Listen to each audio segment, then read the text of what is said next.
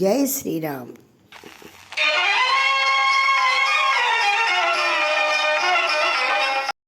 ఝాన్సీ ఆధ్యాత్మిక ముచ్చట్లకి సోదరి మనందరికీ స్వాగతం, సుస్వాగతం. ఈరోజు మన ధారావాహికలో శ్రీమద్దేవి భగవతి జగదంబిక కథలలో జనక మహారాజుకి సుఖదేవునికి మధ్య ఇంకా సంభాషణ ఏం జరిగిందో తెలుసుకుందాం. జనక మహారాజు కొలువుకు వెళ్ళినటువంటి సుఖదేవుడు జనక మహారాజును చూసి బుద్ధి అందు వైరాగ్యం, ప్రత్యక్ష పరోక్ష జ్ఞానాలు తెలిసిన తర్వాత గృహస్థాది ఆశ్రమాలు అవసరమా, లేక సన్యాసం స్వీకరించి వనాలలో ఉండటం ఉచితమా అని అడిగారు. అందుకుగాను సమాధానం చెబుతూ, ఎప్పటికీ కూడా గృహస్థాశ్రమము ఇచ్చినంత శాంతము, ఆనందము ఇంకా ఏది ఇవ్వదు. ఎవరైతే సమర్థవంతమైనటువంటి గృహస్థాశ్రమాన్ని నడిపారో వారెప్పుడు కూడా భవబంధాల నుండి ముక్తులైన వాళ్లే కదా. నేను ఆ విధంగా నడుచుకొని ఉండటం వల్లనే సుఖంగా రాజ్యపాలన చేస్తూ జీవనముక్తుడినే ఉన్నాను. నా ఇష్టం వచ్చినట్లుగా అన్ని కర్మలను చేస్తున్నాను, కానీ ఏ కర్మ కూడా నాకు బంధకారకంగా లేదు. ఓ మునీంద్ర, భోగాలని అనుభవిస్తూ అనేక కార్యాలను చేయవచ్చు, కాకపోతే సమతుల్యుడివై ఉండాలి. బంధాన్ని కలిగించేటువంటి ప్రత్యక్ష కారణం ఏమిటో నీకు స్పష్టంగా చెప్పాను. అసలు కారణానికి సత్తాయే లేకుంటే బంధం ఎలా ఉంటుంది? పంచతత్వాలు, వాటి గుణాలు కేవలం కనిపిస్తాయి, కానీ వాటికి వాస్తవిక సత్తా లేదు. ఓ బ్రాహ్మణోత్తమ, ఆత్మ అచింత్యము, శుద్ధస్వరూపము, నిర్లిప్తము. అది కేవలము ఊహచేతనే తెలియబడుతుంది, ఎప్పుడునూ కూడా ప్రత్యక్షంగా కనపడదు. అప్పుడది బంధన ఎట్లా అవుతుంది? ఓ బ్రాహ్మణోత్తమ, సుఖదుఖాలని అగాధ సముద్రంలో ముంచేది ఈ మనస్సే. ఇది పరిశుద్ధమవటం వలన వికారములు కూడా, అంటే ఎటువంటి ఇంద్రియాలు కూడా ప్రభావాన్ని చూపలేవు. సకల తీర్థాలందు పదే పదే మనగవచ్చు, కానీ మనసు పవిత్రం కానంత వరకు చేసినదంతా కూడా వ్యర్థమే అవుతుంది కదా. ఈ విధంగా నీవు దేహంతో ఎన్ని కార్యాలు చేసినా అది నీకు ఎలాంటి బాధని కలిగించదు. కానీ ఎప్పుడైతే అవన్నీ నీ మనసులో గుదుగుచ్చుకొని నీకు మోహాన్ని పెంచుతాయో అప్పుడు మాత్రమే నీకు అది బంధకారకము, దుఃఖకారకము అవుతుంది.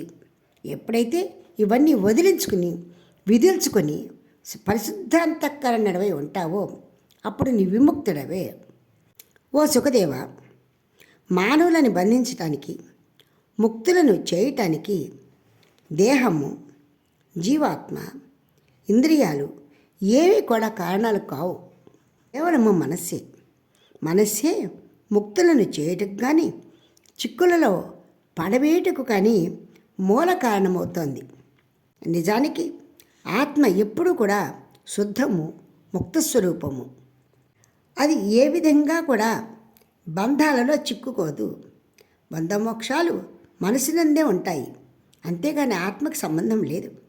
మనస్సు శాంతంగా ఉన్నచో బంధమోక్షముల సత్తా స్వయంగానే శాంతించిపోతూ ఉంటుంది. ఓ సుఖదేవ, ఏదైనా కూడా నీవు మనసు పెట్టి పనిచేసి దాని యొక్క ప్రభావాన్ని మనసు మీద ఉంచుకున్నప్పుడే కదా నీకు వాటి వల్ల కలిగే ఫలితాల గురించి బాధ కలుగుతుంది. అది లేనప్పుడు నీ మనసుకి అశాంతి ఎలా కలుగుతుంది? శత్రుత్వ మిత్రత్వాలు కానీ, ఉదాసీనత మొదలగు భేదాలన్నీ కూడా మనసుకే ఉంటాయి. ఈ మనసుకి ఎలాంటి భేదభావాలు లేనప్పుడు వీటిలో తారతమ్యాలు మాత్రము మనసుకి ఎందుకు అంటుకుంటాయి? మనసులో భేదభావాలు రానప్పుడు శరీరానికి కలుగుతాయా? కలగవు కదా. జీవుడు బ్రహ్మస్వరూపుడు. నేను ఆ నిత్య బ్రహ్మని. ఇందు ఏమాత్రము విచారించవలసిన అవసరం లేదు. నేను వంటి ఆత్మను. జగత్తునందు అవిద్య వ్యాపించి ఉంది. దీనివల్ల జీవుడు బ్రహ్మ అనే భేదబుద్ధి మనసుకి తోస్తూ ఉంది. అవిద్య కారణంగానే ఆత్మ వేరు, జీవుడు వేరు అనే ఆలోచనలు కలిగి చుట్టుకుంటున్న బంధాలన్నీ మనసుకి మనసులో రంగరింప చేసుకుంటూ వాటి భావాలను అనుభవిస్తూ దుఃఖాన్ని పొందుతూ బంధానికి కారణమవుతున్నాం మనం. అయితే ఇవన్నీ లేవో, ఈ భేదబుద్ధి లేవో లేదో మనసుకి ఇంకా చింతెందుకుంటుంది? ఇలాంటి చక్కటి విద్య కేవలం బ్రహ్మజ్ఞానం చేత తొలగిపోతుంది. వివేకైన పురుషుడు విద్య అవిద్యల యందు జాగరూకత వహించి చక్కటి జ్ఞానాన్ని తెలుసుకోవాలి. ఎండ లేకపోయిందంటే చల్లని నీడ గురించిన విలువ ఎవరికి తెలుస్తుంది? నీవు ఎండలో నడిచినప్పుడే, ఎండ బాధ పడ్డప్పుడే నీడ యొక్క విలువ తెలుస్తుంది కదా. అదేవిధంగా అవిద్య లేనప్పుడు విద్య యొక్క మహత్తే తెలియదు కదా. గుణములందు గుణములు, భూతములందు భూతాలు, విషయములందు ఇంద్రియాలు ఉండటం సహజము. ఎప్పుడైతే జనక మహారాజు ఈ విధంగా చెబుతూ ఉన్నారో, సుఖదేవులు మహారాజా మీరంతా చెబుతూ ఉన్నారు, బాగానే ఉంది. అయితే నాలుగు వైపులా మాయ ఆవరించి ఉండగా దాని స్పృహ ఎలా శాంతిస్తుంది?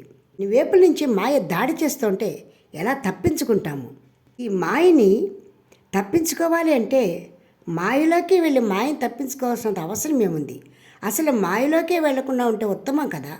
ఎంత మాయా భ్రమ, అస్థిరము, అశాశ్వతము, ఉచిత ఆనందము కూడా లేదు. వద్దు అని మనసు ఘోషిస్తూ ఉంటే ఆ ఆవరిస్తున్నటువంటి మాయలోకి వెళ్ళమని చెప్తున్నారే, అది ఎట్లా? నాకు సందేహం వేడుకన్నా ఉంది. ఒకవేళ వెడితే తిరిగి బయటికి రాగలమా? దానికి శాస్త్రజ్ఞానాన్ని, నిత్యానిత్య వస్తు వివేకాన్ని ఎంత బాగా పొందినవాడి మనసైనా కూడా మోహంలో తప్పకుండా చిక్కుకునే ఉంటుంది. ఒకసారి తెలుసో తెలియకో ఆ ఇంద్రియాలనేటువంటి క్రూర మృగాల మధ్య చిక్కుకుంటే తిరిగి రావటం అనేది, వాటి బంధాల నుంచి బయటికి రావటం అనేది చాలా కష్టము. అడుచు తొక్కనేలా, కాలు కడగనేలా. ఇంకొక విషయానికి వస్తే, సకల ప్రాణులతో సదా మైత్రిని నెరిపే ఉండాలి అని విజ్ఞులైన పురుషులు చెప్తున్నారు. గృహస్థునికి ఆ అవకాశం ఎట్లా కలుగుతుంది? ధనము, రాజ్య సుఖము, సంగ్రామం నందు విజయము, ఇలాంటివన్నీ కూడా మనసు కోరుకుంటూ ఉన్నప్పుడు జీవన్ముక్తులు ఎట్లా అవుతారు? ఇవన్నీ మీ మనసు కూడా కోరుకుంటుంది కదా, మనసులో కూడా కోరిక ఉన్నది కదా. మీరు జీవన్ముక్తులు ఎట్లా అయ్యారు? అంతేకాదు, మీరు దొంగ ఎందు చోరబుద్ధి ఎలా చూస్తున్నారో తపస్వి ఎందు సాధుబుద్ధిని కూడా చూస్తున్నారు. అంతేకాదు, నేను ఇతరులు అనేటువంటి వేరు అనే జ్ఞానాన్ని కూడా మీరు పొంది ఉన్నారు. ఇలా ఉన్నప్పుడు మీ మనసులో సమత్వభావం ఎక్కడ ఉన్నట్టు?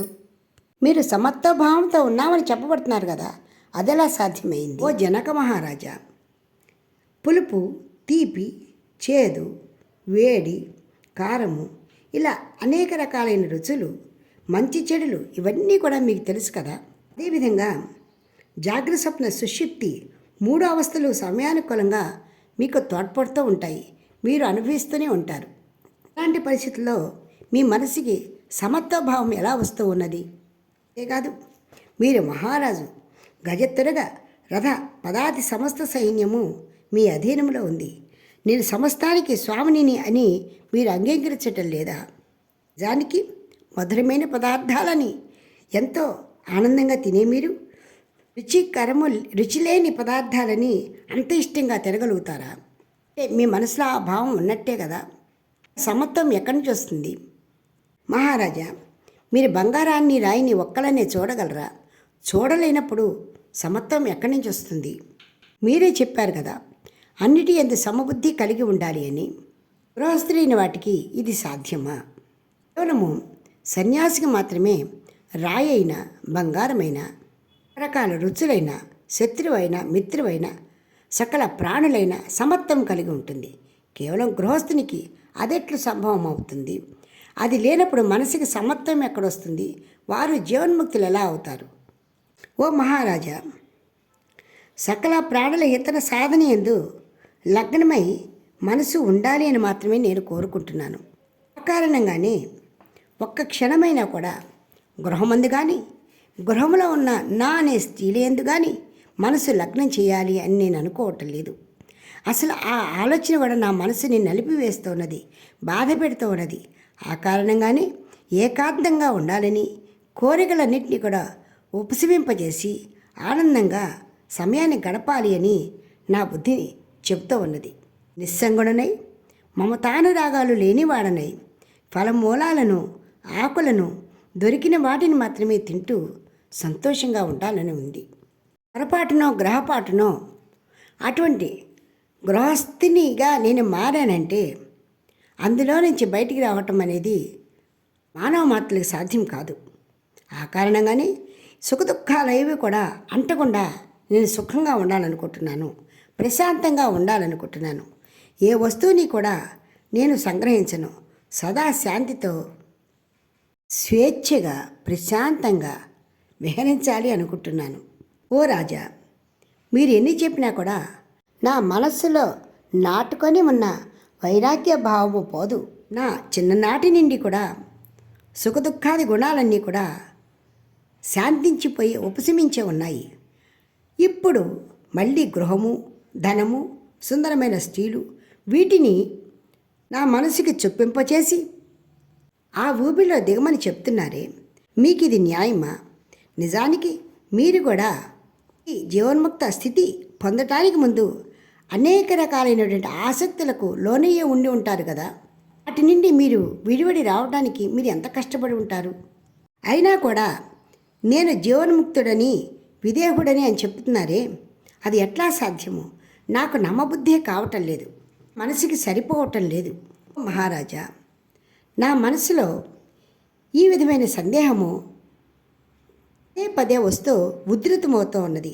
ఆ కారణంగా దురదృష్టవశాత్తు నేను మిమ్మల్ని ఒక డాంబికుడిగా భావించవలసి వస్తూ ఉంది. ఈ విధంగా నేను పలికినందుకు ఓ మహారాజా నన్ను క్షమించండి. ఈ విధంగా సుఖదేవులు జనక మహారాజుకి తన మనసులోని భావాన్ని నిర్భయంగా చెప్తున్నారు. వచ్చే సంచికలో వారి ఇద్దరి మధ్య ఇంకా ఏం జరిగిందో విందాం. ఇప్పటికీ స్వస్తి. మీకు ఈ వీడియో నచ్చితే లైక్ చేయండి, షేర్ చేయండి, సబ్స్క్రైబ్ చేయండి.